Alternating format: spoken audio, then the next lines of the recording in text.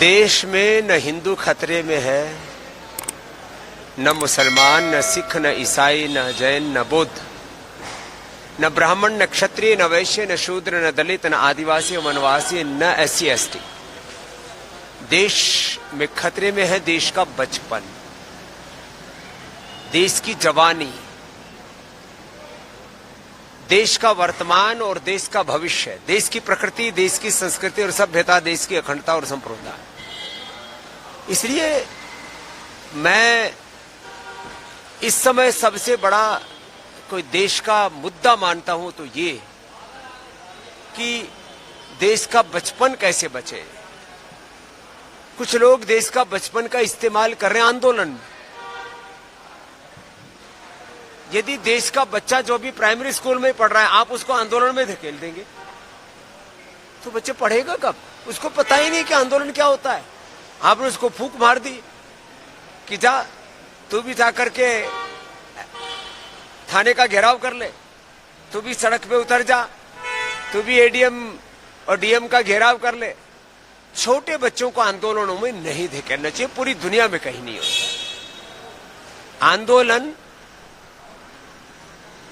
ये अभिभावकों का उत्तरदायित्व है बच्चों के लिए, और जब बच्चे जब एडल्ट हो जाते हैं तब उनको अपने अधिकारों के लिए संघर्ष करना चाहिए और अपने कर्तव्यों के पालन के लिए भी प्रतिबद्धता उनके अंदर बढ़नी चाहिए।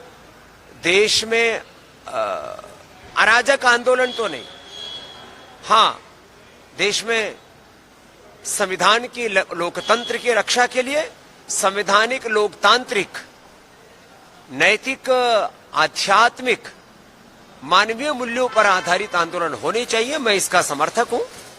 आंदोलन के नाम पर अनार्की, अराजकता भी नहीं होनी चाहिए और बच्चों का आंदोलन में इस्तेमाल नहीं होना चाहिए। हां, इतना जरूर है कि देश की शिक्षा की, चिकित्सा की सही दिशा होनी चाहिए और देश की शिक्षा चिकित्सा व्यवस्था को लेकर के बहुत गहरे प्रश्न हैं, उनका समाधान होना चाहिए। और ये मैं मानता हूं कि इसमें सरकारों का भी बहुत बड़ा उत्तरदायित्व है, लेकिन इसमें यह भी मानता हूं कि ये व्यक्ति केंद्रित व्यवस्था नहीं है। किसी एक पक्ष या प्रतिपक्ष के, किसी एक व्यक्ति के सामर्थ्य की बात नहीं है कि वो पूरे देश की व्यवस्था बदल सके। इसके लिए 3 स्तर पर जागरूकता चाहिए।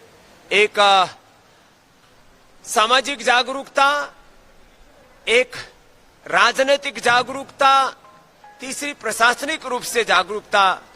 जो लोग बड़े उत्तरदायित्वों में हैं उन सबको सामूहिक रूप से समझना होगा कि इस देश के सामने जितने भी बड़े प्रश्न हैं, बच्चों को लेकर के, युवाओं को लेकर के, नौकरियों को लेकर के, देश के भविष्य को लेकर के, प्रकृति पर्यावरण को लेकर के, सभी दिशाओं से देश को उन्नत बनाने के लिए सभी लोगों को पुरुषार्थ करना पड़ेगा।